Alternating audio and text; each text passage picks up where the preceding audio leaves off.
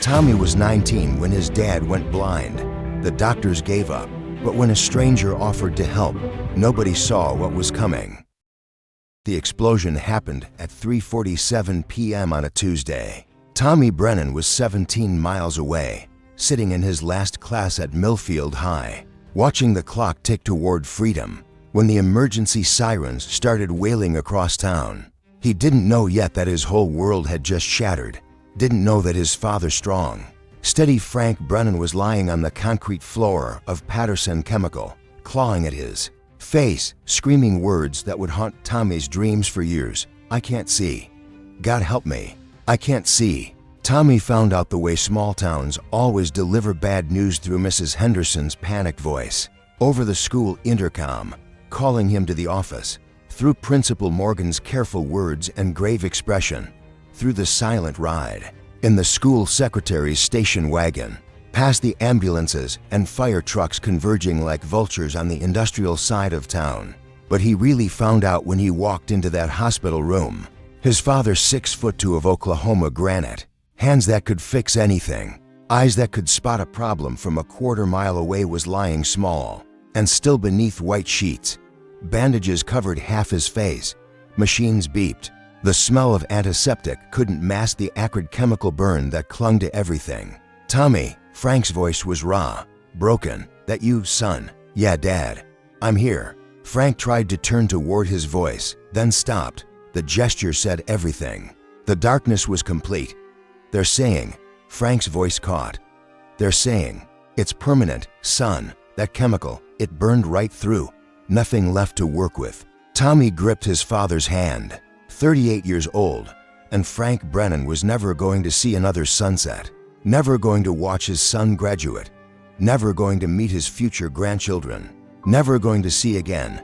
The insurance investigator came the next day, clipboard, cheap suit, the kind of smile that said, "I'm here to help," while calculating how little he could get away with paying. "Unfortunately," the man said, sitting in their kitchen like he owned it, "this appears to be a case of employee negligence. Mr. Brennan wasn't wearing proper protective equipment when he entered the restricted area." Tommy's mother, Sarah, set down her coffee cup so hard it cracked. Frank never broke a safety rule in 20 years. Nevertheless, the company's investigation shows the company's covering their ass. Tommy interrupted, his 19-year-old rage burning white-hot. The investigator's smile never wavered. "I understand you're upset, but the facts are the facts. No protective equipment, no compensation." He left them with a stack of papers and a future that looked as dark as Frank's new world. That night, Tommy sat on the porch steps, watching stars his father would never see again. The weight of everything crashed down on him at once. The medical bills, the mortgage, his father's pride, shattered along with his sight, his mother's quiet crying through the bedroom wall. Tommy had been planning to go to college in the fall, Oklahoma State, agricultural engineering, maybe take over the farm someday, modernize it, make something bigger. Now he'd be lucky to keep the lights on. Plans change, don't they? Tommy spun around. An older man stood at the edge of their driveway, tall, gray-haired, wearing a simple work shirt and jeans. Tommy had never seen him before, but something about him felt familiar. "Safe, sorry," the man said, stepping into the porch light. "Didn't mean to startle you. I'm Ray Collins. I heard about your father. You know my dad, not exactly, but I know about his situation, and I know about yours." Ray sat down on the porch steps without being invited, like he belonged there. "I also know about a place in Chicago, Experimental Treatment Center. They're doing things with nerve regeneration that most doctors think is impossible." Tommy's heart jumped. "You mean he could?" "I mean there's hope, real hope. But it would require a trip, treatment, money you don't have." The hope deflated as quickly as it had risen. "Then what's the point of telling me?" Ray smiled. It was the kindest thing Tommy had seen in days. "Because I'm not just telling you about it, son. I'm offering to help you get there." "Why?" Tommy asked. "You don't even know us." "Sometimes," Ray said, standing and brushing dust off his jeans. "That's exactly when helping matters most." He handed Tommy a piece of paper with an address written in careful script. "Think about it. If you decide You want to try? Meet me at this address tomorrow at sunrise. Bring whatever you need for a week's travel. What's the catch? No catch. Just a journey. And maybe, Ray paused, looking up at the same stars Tommy had been watching. Maybe learning that miracles still happen when people refuse to give up. He walked away into the darkness, leaving Tommy holding a piece of paper that felt like it might contain everything or nothing. Tommy looked back at the house, at the medical bills stacked on the kitchen counter, at his father's empty workshop, at the future that had died along with Frank's sight. Then he looked at the address in his hand. Tomorrow at sunrise, a stranger's promise, a son's desperate hope. And somewhere in the distance, the first faint whisper of what might be possible. Tommy didn't sleep that night. He sat in his father's workshop until dawn, surrounded by tools that would never be used again, turning Ray's piece of paper over and over in his hands. The address was in Oklahoma City, 2 hours away. The handwriting was careful, deliberate, old-fashioned. When the sun finally crested the horizon, painting the wheat fields gold, Tommy made his decision. He packed a duffel bag with 3 days' worth of clothes, his father's old Bible, and the $47 he'd saved from his part-time job at Miller's feed store. Then he kissed his sleeping parents goodbye and left a note on the kitchen table. Gone to find hope. Back soon. Trust me. The address led him to a small diner on the outskirts of Oklahoma City. Ray was already there, sitting in a corner booth with coffee and what looked like a road map spread across the table. You came, Ray said, not sounding surprised. I don't have a choice, Tommy replied, sliding into the booth across from him. You always have a choice, son. That's what makes this meaningful. Ray folded the map and studied Tommy's face. You ready for this? Because once we start, there's no turning back. This isn't just about your father's eyes anymore. This is about finding out what kind of man you are when everything's on the line. Tommy nodded, though his stomach churned with uncertainty. Good. Ray stood and dropped a 20 on the table. Let's go save your dad. The truck Ray drove was older than Tommy, a 1962 Ford pickup, sky blue with rust spots, but it ran smooth as silk. As they pulled onto I-35 North, Ray began to talk. The place we're going, he said. It's not like regular hospitals. Dr. Elizabeth Hartman runs it. German woman. Lost her own sight in the war. Got it back through experimental surgery in the 50s. She's been perfecting the technique ever since. Why haven't I heard of her? Because miracles don't advertise, Tommy. They just happen, quietly, one person at a time. They drove through the morning, past wheat fields and small towns that looked just like Millfield. Ray told stories about other people he'd helped, other journeys he'd taken. He never said exactly who he was or how he knew about Dr. Hartman, but there was something in his voice, a certainty that made Tommy believe. Round noon, they stopped for gas in Wichita. While Ray filled the tank, Tommy called home from a payphone. Tommy? His mother's voice was tight with worry. Where are you? I'm getting help, Mom. For Dad. What do you mean, help? Tommy tried to explain about Ray, about Dr. Hartman, about the possibility of restored sight. It sounded crazy even to him. Tommy, honey, Sarah said gently, the doctors were very clear. The damage is permanent. I know you want to help, but what if they're wrong? A long pause. Then, your father wants to talk to you. Frank's voice came on the line, stronger than it had been since the accident. Son, where are you really? I'm on my way to Chicago. There's a doctor there who might be able to help. Tommy, Frank's voice was careful, gentle. I know this is hard, but you can't spend your life chasing impossible things because of me. What? If it's not impossible, then it would be a miracle. Maybe, Tommy said, watching Ray check the oil with practiced movements. That's exactly what we need. That afternoon brought unexpected complications. Just outside Kansas City, the truck started making a grinding noise. Ray pulled into a service station where the mechanic, a burly man with grease-stained coveralls, delivered bad news. Transmission's going, he said. I can patch it, but it's gotta cost you $300 and take till tomorrow morning. Tommy's heart sank. They didn't have $300. They didn't have tomorrow. But Ray just nodded calmly and pulled out a worn leather wallet. Fix it, he said. We'll wait." As the mechanic worked, Tommy and Ray sat in the station's tiny office, drinking vending machine coffee and watching the sun track across the sky. "Where'd you get that kind of money?" Tommy asked. "Does it matter? I guess not. But I'll pay you back, every penny." Ray smiled. "You already are, son. You just don't know it yet." That evening, while they waited for the truck to be finished, Ray took Tommy to a small church in downtown Kansas City. It wasn't like the Baptist church back home. This one was older, with stained glass windows that threw colored light across worn wooden pews. "I want to show you something," Ray said, leading Tommy to a side chapel where candles flickered in the dim light. On the wall was a painting Tommy had never seen before, a young man walking beside an older figure, both of them carrying walking sticks, heading toward a distant city. "That's Tobias," Ray said quietly, "and his guide. Old story. Son goes on a journey to save his father. Angel helps him along the way." Tommy stared at the painting. "Are you telling me you're an angel?" Ray chuckled. "I'm telling you that help comes in many forms, and sometimes the most important journeys are the ones that seem impossible." They prayed together in that chapel, something Tommy hadn't done since he was a child. Ray's prayer was simple, direct. Give this boy the strength to finish what he started, and give his father the faith to believe in miracles. The truck was ready by morning. They reached Chicago just as the sun was setting, painting the skyline in shades of gold and crimson. Dr. Hartman's clinic was in a converted brownstone on the north side, tucked between a bakery and a used bookstore. Dr. Hartman herself was nothing like Tommy had expected.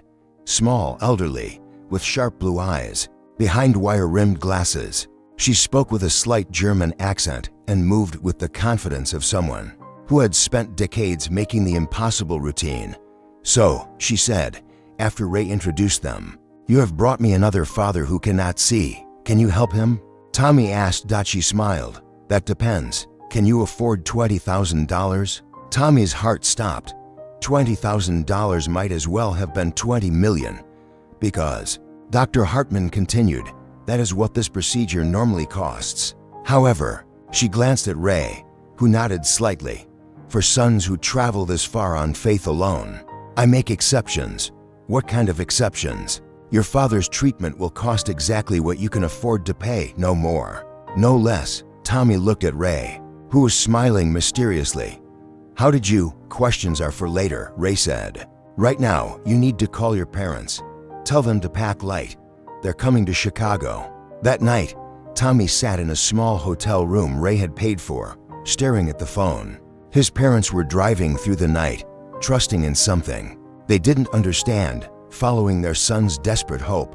Tomorrow, Frank Brennan would either get his sight back, or they would all learn that some prayers don't get answered the way you want them to. But for the first time since the accident, Tommy felt something he'd almost forgotten: hope. Real hope. The kind that comes not from certainty, but from taking the next step even when you can't see where it leads. Outside his window, Chicago hummed with life. Somewhere in this vast city, a miracle was waiting, or at WASN single quotes T. Tommy was finally ready to find out which. Frank and Sarah Brennan arrived in Chicago at 3 a.m., their old Buick wheezing like a dying horse. Tommy met them in the hotel parking lot, his father moving carefully, one hand on Sarah's arm, the other tapping a white cane he still wasn't used. "This better not be some kind of scam, son," Frank said quietly, but without anger. "We used the last of the grocery money for gas. It's not a scam, Dad." "Then what is it?" Tommy looked toward the hotel lobby where Ray waited, patient as always. I think it's what Mom used to call an answer to prayer." The appointment was scheduled for 9 a.m. Dr. Hartman wanted to run tests, first examining Frank's eyes with equipment Tommy had never seen before. Machines that hummed and clicked and projected strange lights. "The chemical damage is extensive," she said after an hour of examination, "but not complete. There are pathways, tiny ones that remain intact, like threads of light in a cave." "Threads," Frank repeated. "That sounds like hope talking, not medicine." Dr. Hartman removed her examination glasses and sat back. "Mr. Brennan, I have been restoring sight for 30 years. I know the difference between hope and possibility.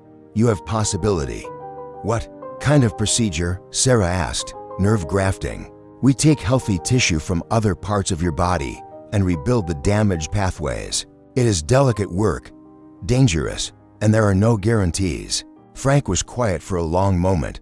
What are the odds? Honestly, maybe 40% chance of partial sight, 20% chance of full restoration, 40% chance that nothing changes. And if something goes wrong, then you could lose more than you have already lost. The room fell silent. Outside, Chicago traffic hummed and honked, the sound of a world that kept moving even when individual lives hung in the balance. I need to think, Frank said finally, that afternoon. They walked along Lake Michigan. Frank between Tommy and Sarah, the three of them moving slowly along the shoreline. Ray had disappeared, saying only that he had arrangements to make. I keep thinking about what Ray told me, Tommy said, that miracles happen when people refuse to give up. And I keep thinking about what happens if this goes wrong, Frank replied. We'll be bankrupt, you'll have no money for college, your mother will be a widow taking care of a blind man who's worse off than he was before. Sarah stopped walking. Frank Brennan, that's enough. Both men turned toward her voice. You want to know what I think? She continued. I think we've been so busy being afraid of losing what we don't have that we forgot to be grateful for what we do have. We have each other. We have a son who loves you enough to chase miracles across 3 states. And we have a chance. She took Frank's hands. I didn't marry you for your eyes, Frank. I married you for your heart. But if there's a chance to give you back what you lost, don't we owe it to ourselves to try? Frank's jaw tightened. What if I die on that operating table? Then you die fighting, Tommy said quietly, instead of just fading away. That evening, they had dinner at a small Italian restaurant near the clinic. Ray reappeared, looking satisfied about something he didn't explain. The surgery is scheduled for tomorrow morning, he announced. Dr. Hartman has cleared her schedule. We haven't decided yet, Frank said. Ray nodded. But you have. You just haven't admitted it to yourself. How can you be so sure? Because I know what it looks like when a man decides to fight instead of surrender. And you made that decision the moment you let your son bring you here. Frank was quiet for the rest of dinner. But Tommy noticed something. His father sat straighter, spoke more clearly. The defeat that had settled over him since the accident was lifting, replaced by something harder to define, but easier to recognize: determination. The surgery was scheduled for 6 a.m. Dr. Hartman explained the procedure in detail: how they would harvest nerve tissue from Frank's leg, carefully graft it to the damaged optical pathways, then pray that his body accepted the new connections. It will take several hours, she said. And then we wait. If the grafts take, you might begin seeing light within a week. Full vision, if it comes, could take months. And if it doesn't work, then we will have tried. Sometimes that is enough. Tommy spent the night before surgery in the hospital chapel, a small room with simple wooden pews and a single stained glass window depicting the Good Shepherd. He wasn't alone. Ray sat beside him, reading what looked like an old prayer book. Scared? Ray asked without looking up. Terrified. Good. Being scared means you understand what's at stake. Tommy studied Ray's profile in the dim chapel light. Who are you really? Ray closed the prayer book and looked at him. I'm someone who believes that love is the most powerful force in the universe, and that sometimes, when love is pure enough and desperate enough, it opens doors that logic says should stay closed. Are you an angel? Ray smiled. Does it matter? Tomorrow your father goes under the knife. Either he comes out seeing, or he doesn't. Either way, you'll have learned something about the kind of man you are when everything depends on you. And what kind of man is that? The kind who doesn't give up.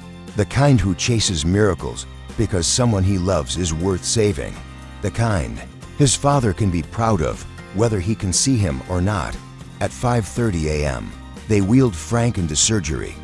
He squeezed Tommy's hand and said, "Whatever happens, son, this was the right choice." The operation took 6 hours, 6 hours of waiting in a sterile room that smelled of disinfectant and fear. Sarah whereupon nervously. Tommy paced. Ray sat perfectly still, occasionally checking an old pocket watch. Dr. Hartman emerged at 12:47 p.m., still wearing surgical scrubs, her face unreadable. "The procedure went well," she said. "The grafts are in place. Now we wait." "Wait for what?" Sarah asked. "For Mr. Brennan to show us what kind of miracle he's capable of." Frank woke up with both eyes bandaged, thick white patches held in place by medical tape. He couldn't see anything, wouldn't be able to for at least a week while the initial healing took place. "How do you feel?" Tommy asked. "Like I've been hit by a truck," Frank said hoarsely. But somehow hopeful. The first week crawled by like a wounded animal. They stayed in a small apartment near the clinic, Ray having somehow arranged temporary housing. Every day brought small challenges, helping Frank navigate without sight, managing pain medication, keeping spirits up when progress seemed non-existent. "The not knowing is the worst part," Sarah confided to Tommy on the fourth day. "At least before we knew where we stood. Now we stand on the edge of a miracle," Tommy replied. Though he wasn't sure he believed it himself. On the seventh day, Dr. Hartman removed the bandages. Frank's eyes were bloodshot, swollen, but intact. He blinked slowly, squinting against even the dim examination room light. "What do you see?" Dr. Hartman asked quietly. Frank was silent for a long moment. His face was perfectly still. Then light. "I see light," Sarah gasped. Tommy grabbed his father's shoulder. Even Dr. Hartman smiled. "That's excellent. That's more than I hoped for this soon." "How much light?" Frank asked, like looking through fog. "But it's something. Frank's voice broke. "It's everything." Over the next 3 weeks, Frank's vision improved gradually. First, he could distinguish shapes, then movement. Then, on a Tuesday morning that started like any other, he looked at Tommy and said, "You need a haircut, son." Tommy started crying right there in the hospital corridor. His father could see him. Could see. The improvement continued daily. Dr. Hartman was amazed the nerve grafts had taken better than she'd ever seen. Within 6 weeks, Frank had recovered nearly 80% of his vision. Not perfect, but functional, independent, miraculous. On their last day in Chicago, Ray took Tommy aside. "Time for me to go," he said simply. "Where? There are other people who need help, other journeys to take." Tommy pulled out his wallet, the money he'd saved to repay Ray for everything. Ray waved it away. "Keep it. You'll need it for college." "How can I ever thank you?" Ray gripped Tommy's shoulder. "By remembering that miracles are real, and by being the kind of man who helps make them happen for others." "Will I see you again?" "Probably not, but you'll know I was here. Every time your father sees a sunset, every time he watches you graduate, every time he holds his grandchildren." Ray walked away without looking back, disappearing into the Chicago crowds like he'd never existed at all. Except for the miracle he left behind. The drive home to Millfield took 8 hours, but it felt like a victory parade. Frank sat in the passenger seat, his eyes constantly moving, drinking in everything he'd thought he'd never see again. The way sunlight caught in wheat fields, the particular blue of Oklahoma sky, the weathered face of his wife, more beautiful to him now than the day they'd married. "Look at that," he kept saying, pointing at ordinary things made extraordinary by their temporary absence. "Look at that barn. Look at those clouds. Look at your mother." Tommy drove carefully, but his heart was racing. They were going home, together, whole, and everything had changed. Patterson Chemical had called twice while they were in Chicago. The insurance investigator wanted to revisit Frank's case. Suddenly, there were questions about the original safety report, concerns about possible company negligence. "Funny how their tune changes when they think you might sue," Sarah had observed. But Frank wasn't interested in lawsuits or revenge.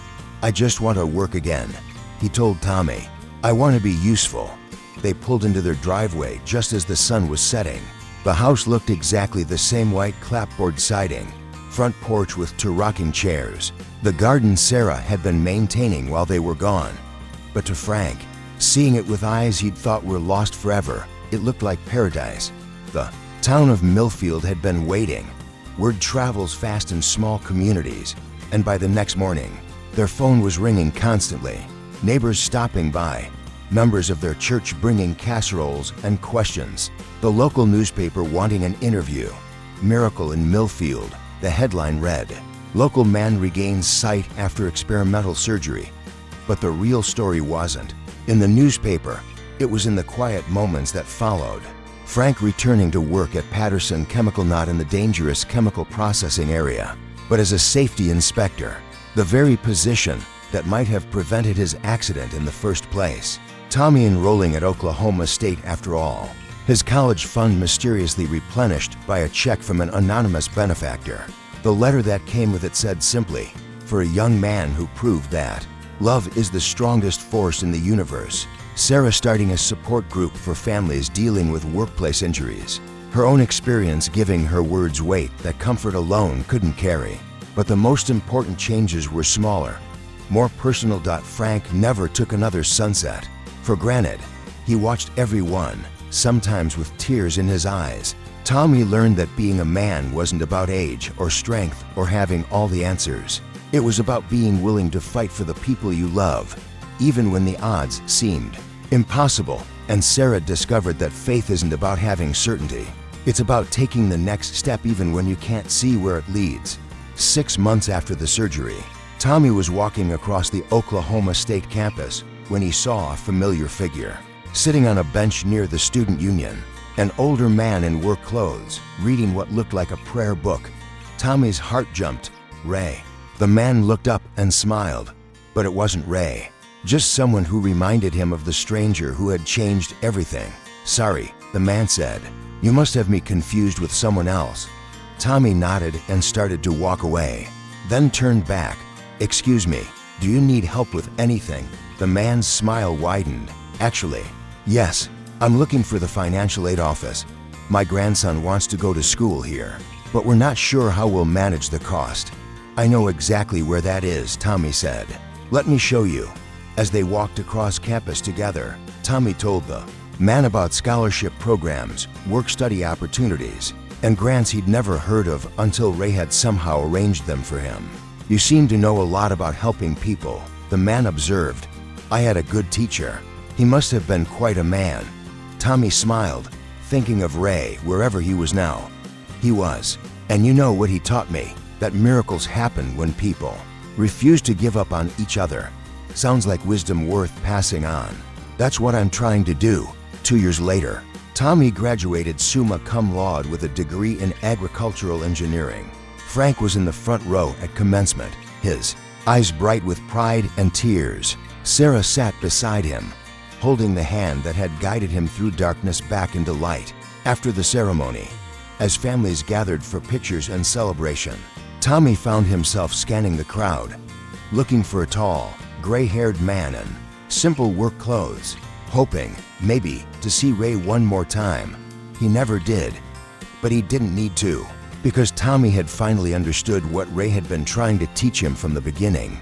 Angels don't always have wings. Sometimes they just have kind hearts and willingness to help. Sometimes they're disguised as strangers offering hope when hope seems impossible. And sometimes they're disguised as young men who refuse to let their fathers fade into darkness. Tommy went on to revolutionize farming techniques in 3 counties, designing safer chemical handling procedures that prevented dozens of accidents like his father's. He married his college sweetheart, Jenny, and they named their first son Raymond Ray for short. Frank worked as a safety inspector for 15 more years before retiring to spend his days fishing and teaching his grandson how to bait hooks and watch for clouds. Sarah's support group grew into a non-profit organization that helped hundreds of families navigate workplace injury claims and medical treatments. But the most important thing that came from their journey wasn't professional success or financial security. It was the understanding that love, real love, desperate love, the kind that drives a 19-year-old boy to chase miracles across 3 states, can move mountains. And sometimes, when the love is pure enough and the need is great enough, it can even restore sight to eyes that doctors say will never see again. 15 years later, Tommy Brennan stood in his own driveway, watching his 8-year-old son Ray help his grandfather fix a birdhouse. 3 generations working together in the golden light of an Oklahoma evening. Frank's hair was white now, his movements slower, but his eyes were still bright, still seeing, still grateful for every sunrise he'd been given as a gift. "Grandpa," young Ray asked, "tell me again about the angel." Frank smiled, adjusting his grandson's grip on the hammer. What do you want to know? Was he really an angel? Like with wings and stuff? Frank looked up at Tommy, who was leaning against the porch, railing, listening to a story he'd heard 100 times, but never tired of hearing. Well, Frank said carefully, he looked like a regular man to me. But he did something no regular man could do. He gave us hope when we had none left. He showed us that miracles are real when we'd stopped believing in them. So he was an angel, I think, Frank said, tightening a screw with hands that moved with practiced precision. That angels come in all shapes and sizes. Sometimes they have wings. Sometimes they just have pickup trucks and kind hearts. Young Ray considered this seriously. Do you think I'll ever meet an angel? Tommy walked over and knelt beside his son. You already have, buddy. Grandpa's an angel. Mom's an angel. Anyone who loves you and takes care of you and helps you when you need it, that's an angel. Are you an angel, Dad? Tommy glanced at his father, who nodded encouragingly. I'm trying to be. Tommy said, that's what Grandpa taught me. We're all supposed to try to be angels for each other. That night, after Ray was asleep and the house was quiet, Tommy found his father sitting on the front porch, looking up at the stars. Ever wonder where he went? Tommy asked, settling into the rocking chair beside him. Ray, I think he's everywhere people need help. Every time someone refuses to give up on someone they love. Do you really believe he was an angel? Frank was quiet for a long moment. Does it matter what I call him? Angel, Good Samaritan? Answer to prayer syllables don't change what happened.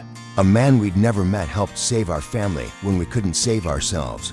Tommy nodded, watching fireflies blink in the darkness.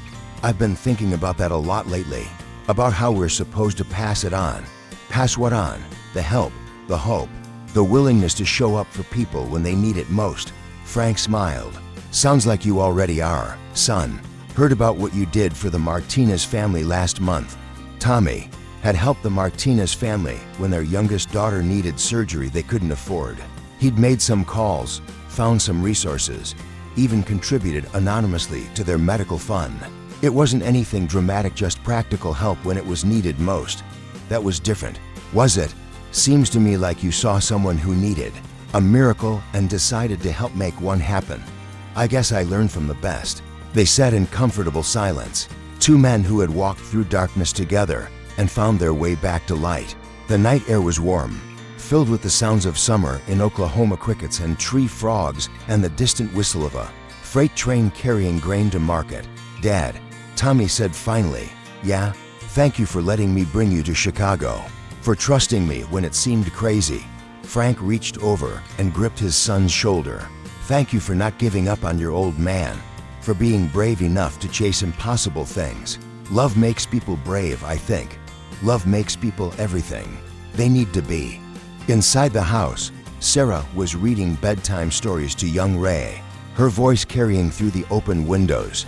3 generations under one roof, bound together by more than blood, by the shared experience of witnessing something that couldn't be explained, only accepted with gratitude. Tommy thought about Ray Collins often, wondered if he was real in the way most people understood reality, or real in some other way that mattered more. He'd tried to find him over the years, searched phone books, asked around Chicago, even hired a private investigator once. Nothing, no trace. As if Ray had simply materialized when he was needed and vanished when his work was done. But Tommy had stopped needing to understand it. Some gifts were meant to be received, not analyzed. Some miracles were meant to be lived, not solved.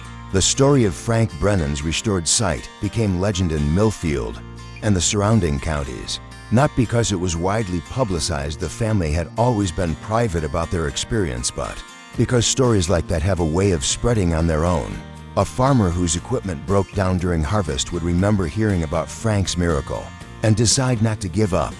A family facing bankruptcy would recall the Brennan story and find the courage to fight for one more chance. A teenager watching a parent struggle with illness would think of Tommy's journey and refuse to accept that nothing could be done. The ripples spread outward, touching lives in ways the family never knew about. Dr. Elizabeth Hartman received visitors from across the Midwest, people who had heard whispers of the impossible surgery performed on an Oklahoma farmer. Some were candidates for her procedures. Others were simply desperate families looking for hope. She treated them all with the same careful attention she had given Frank, explaining what was possible and what wasn't, offering realistic hope instead of false promises. The young man who brought his father here, she would tell them, he understood something important. Hope is not passive, it requires action. Faith without works is dead, as your Bible says. Several of her subsequent surgeries were successful. Not all medicine isn't magic, and miracles don't happen on demand, but enough to keep the work going, enough to justify the continued pursuit of the impossible. And in Chicago, in the neighborhoods around Dr. Hartman's clinic, people began to notice something. When families came from out of state for treatment, when they needed temporary housing or help navigating the city, assistance appeared. Anonymous donations covering hotel bills, meals delivered by volunteers who never gave their names, transportation arranged by people who seemed to know exactly when and where help was needed. It was as if Ray Collins had left behind a network of helpers, ordinary people inspired to become extraordinary in small, crucial moments. 5 years after his father's surgery, Tommy was contacted by the Oklahoma Department of Agriculture. They had heard about his work in farm safety and wanted him to head up a new initiative, a statewide program to prevent workplace accidents through better safety protocols and equipment design. It wasn't the career path he had originally planned, but it felt like destiny. Tommy accepted the position and spent the next decade traveling across Oklahoma, visiting farms and industrial facilities, teaching safety procedures that could prevent accidents like his father's. He saved hundreds of lives, prevented countless injuries. But more than that, he carried with him the story of second chances, of refusing to accept that disaster had to be permanent. Your safety protocols are good, one plant manager told him after a particularly comprehensive inspection. But what really makes the difference is how you talk to the workers, like you actually care whether they make it home safely. I do care, Tommy replied, because I know what it's like when they don't. He would tell them about his father when it seemed appropriate. Not the whole story. Most people weren't ready for angels and miracles, but the parts they could use. The part about not giving up, the part about fighting for the people you love, the part about hope being an action, not just a feeling. Young Ray Brennan grew up hearing the story of his grandfather's miracle, but it wasn't until he was 16 that he fully understood what it meant. He was working his summer job at Miller's feed store, the same place his father had worked 20 years earlier when Mr. Peterson came in. Peterson was a farmer from the next county over, a proud man who had been struggling since his wife's cancer diagnosis. Need to return this, Peterson said, setting a bag of expensive cattle feed on the counter. Can't afford it after all. Ray could see the shame in the man's eyes, the way his hands shook slightly as he counted out wrinkled bills, the careful way he avoided eye contact. Actually, Ray said, thinking quickly, this feed's been recalled. Company called this morning. Said anyone who bought it gets a full refund plus a replacement bag at no charge. It was a lie, but it was the kind of lie that Ray's grandfather would have told, the kind his father would have approved of. Peterson's eyes widened. Really, really? Let me get your money back and load up a new bag for you. As Ray carried the feed to Peterson's truck, the older man gripped his shoulder. Son, I don't know what I did to deserve this kind of luck today, but I'm grateful. Sometimes, Ray said, remembering his grandfather's words, we all need a little help from angels. That night, Ray told his family what he'd done. He expected his father to be angry about the lie, about giving away expensive feed without authorization. Instead, Tommy smiled and reached for his wallet. How much do I owe Miller's for the feed? Dad, you don't have to. Yeah, I do. Because that's how it works. Someone helped us when we needed it. Now we help others. That's how miracles keep happening. Ray worked at the feed store for 2 more summers, becoming known for his uncanny ability to find recalled products whenever a customer couldn't afford what they needed.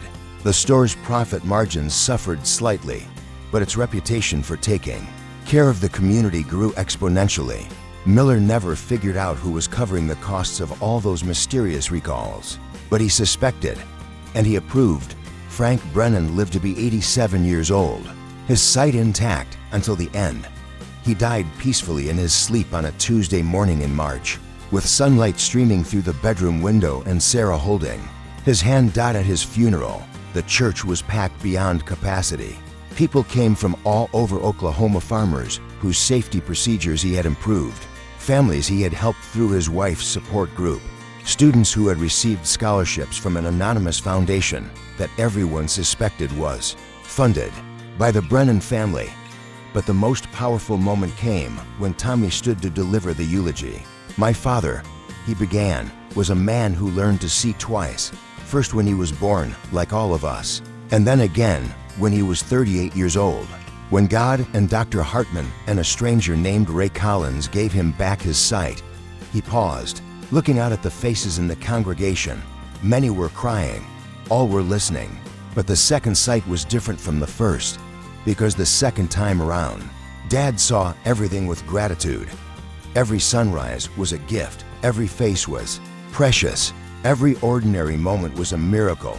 Tommy's voice grew stronger, and he taught me that all of us have the chance for second sight, not necessarily physical healing, but the ability to see the world with grateful eyes, to recognize the angels walking among us, to understand that real love can move mountains.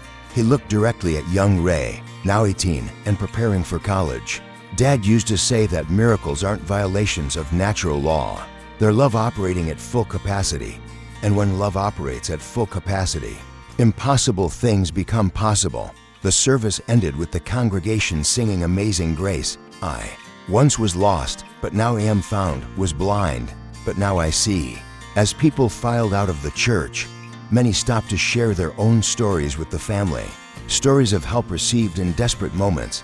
Stories of strangers who appeared when needed most. Stories of hope restored when all seemed lost. Tommy listened to each one, recognizing the pattern. The way grace rippled outward from a single act of kindness. The way one man's willingness to help a desperate family had somehow multiplied into countless small miracles. 10 years after Frank's death, Dr. Ray Brennan, named for two men who had shaped his understanding of service, graduated from medical school. He had specialized in ophthalmology, drawn by family history and a calling he couldn't entirely explain. During his residency at a Chicago hospital, he met Dr. Elizabeth Hartman, now in her 90s but still performing the occasional surgery. When the case was particularly challenging, "Brennan," she said when he introduced himself, "are you related to Frank Brennan from Oklahoma? He was my grandfather." Dr. Hartman smiled, her eyes bright with memory. "He was one of my greatest successes, not because of the surgery though. That went well, but because of what his family understood about miracles." "What's that?" "That they're not magic tricks performed for our entertainment. They're partnerships between human love and divine grace. Your grandfather's sight was restored because his son refused to accept that blindness had to be permanent, and because a stranger was willing to help carry the load." She studied young Ray's face, seeing familiar determination in his eyes. "Are you planning to continue this work?" "The nerve regeneration research, I think so. It feels like I'm supposed to." "Good. Because there are always more people who need second sight, and there are never enough doctors willing to chase impossible things." As Ray left the hospital that day, he thought about the story that had shaped his entire life. The stranger who appeared when his family needed help most. The journey that changed everything. The miracle that kept rippling outward through generations. He thought about his grandfather, who had lived every day after his healing with profound gratitude. His father, who had spent his career preventing others from experiencing the same. Lost his grandmother Sarah, who had built a network of support for families facing similar crises. And he thought about his own calling to be the kind of doctor who didn't just treat symptoms, but pursued healing with the same desperate hope that had once driven a 19-year-old boy to chase miracles across 3 states. That evening, Ray called his father. "Dad, I've been thinking about the Ray Collins story again, yeah? Do you think we'll ever know who he really was?" Tommy was quiet for a moment. "I think we already do, son. He was what any of us can be when someone needs help. He was love with hands and feet and a pickup truck. And the money, the connections. How he knew about Dr. Hartman. Does it matter? The important thing is that when our family needed a miracle, someone was willing to help make one happen." Ray nodded, though his father couldn't see him. I want to be that for other people." "You already are," Tommy said. "Just by choosing to become the kind of doctor who believes impossible things are possible." After hanging up, Ray walked out onto his apartment balcony, looking over the lights of Chicago. Somewhere in this city, his grandfather had received the gift of sight. Somewhere out there, other families were facing their own impossible situations, needing their own miracles. And tomorrow, Dr. Ray Brennan would begin his career dedicated to providing them. Not because he had all the answers, not because he could guarantee success, but because he had learned from 3 generations of Brennan men that love is the most powerful force in the universe, and that sometimes when love operates at full capacity, the impossible becomes inevitable. In his wallet, Ray carried a small piece of paper worn soft from years of handling. It was the original address that Ray Collins had given to his father 30 years ago. The address that had started everything. On the back, in his grandfather's careful handwriting, were the words Frank had added years later: "When someone needs a miracle, be willing to help make one happen." It was the only inheritance that really mattered, and it was one that Ray intended to pass on. At Still Standing Souls, we believe these stories matter because they remind us who we're called to be. Not perfect, not wealthy, not powerful. Just willing to see the Ray Collins moments in our own lives. Willing to be the Ray Collins for someone else's impossible situation. Willing to believe that ordinary people can do extraordinary things when love gives them the courage to try. Because somewhere tonight, someone is sitting in a hospital room, watching a loved one slip away from them. Someone is facing bankruptcy, foreclosure, the end of everything they've worked for. Someone is staring at a diagnosis that feels like a death sentence, and they need what Tommy Brennan found on his front porch that night. Someone willing to say, "There's hope, real hope, and I'll help you find it." Your story isn't over yet. Your miracle might be one act of kindness away. Your ray of light might be exactly what someone else needs to find their way out of darkness. Join us at Still Standing Souls, where every story matters, every act of love counts, and every ordinary person has the potential to be someone else's angel. Subscribe now, because love operating at full capacity can still move mountains. And sometimes, it can even restore sight to eyes that doctors say will never see again. Still Standing Souls, real stories, quiet miracles, lasting hope.